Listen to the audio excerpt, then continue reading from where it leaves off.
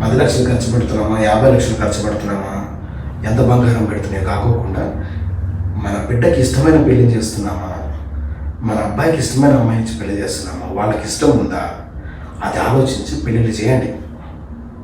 Divorce రేట్లు కొంచెం తగ్గించండి. మాకు ఫీజులు తక్కువైనా పర్లే. నాకు ఎవరైనా కానీ ఏమనుకుంటారండి, ఒక 2 కుటుంబాలు బాగుండాలని అందరూ అనుకుంటారు కదా. మేము కూడా ఇప్పుడు ఏంటంటే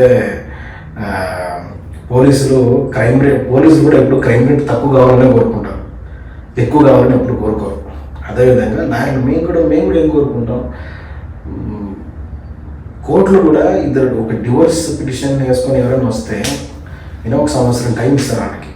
ఆ సంవత్సరంలో ఒకవేళ కాంప్రమైజ్ అయ్యేటప్పుడు అవ్వండి అని. కోర్టు కూడా ఇద్దరిని కలపడానికి ప్రయత్నిస్తుంది తప్ప విడగొట్టడానికి ఎప్పుడూ ప్రయత్నం చేయదు. ఎంత గొప్ప విషయం చూడండి.